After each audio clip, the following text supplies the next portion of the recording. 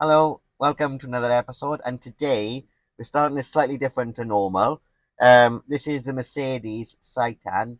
I don't know how you want to pronounce it. And yeah, let's get into the review.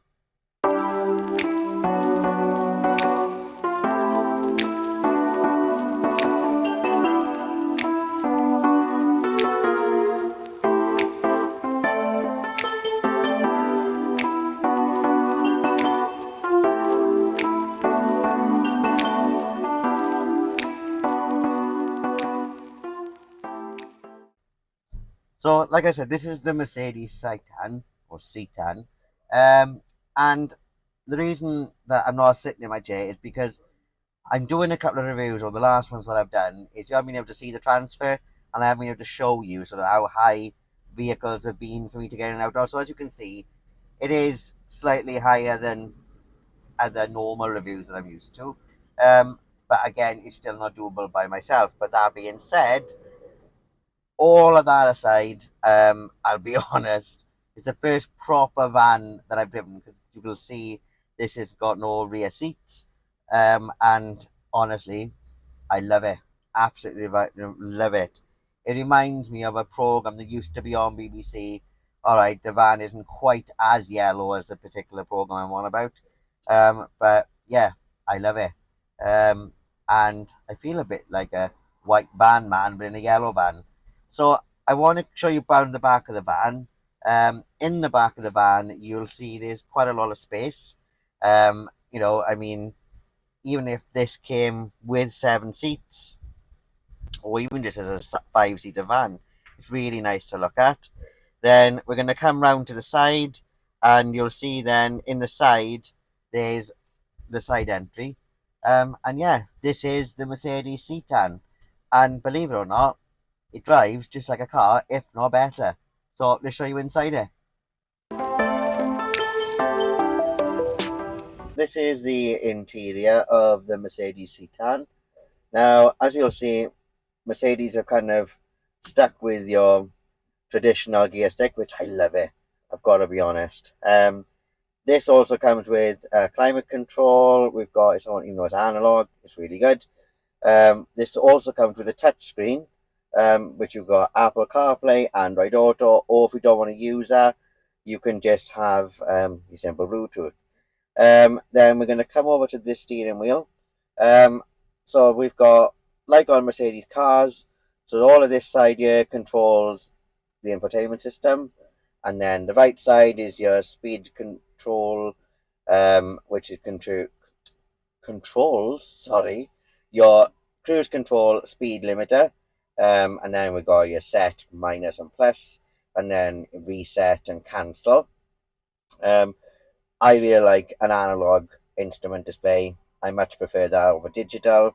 Then you've got like this little screen here which shows your fuel, what gear you're in, and also it shows how much AdBlue you've got, which is great. This also does come with my favorite, which I'm sure if you've watched my videos before, you'll know I love a vehicle that you can choose your gears manually. So this has got manual option as well, which is bloody brilliant. Then we're going to come down here and you'll see it's got two USB sockets. It's got a 12-volt charger, and then we've got some cup holders. And the door bins, you'll see like they're really, really big. You could fit a decent sized bottle of water in there. It's got automatic lights. It's got automatic wipers. It's got an electronic handbrake, which is all there. And yeah, I think it's really, really nice considering it's a van.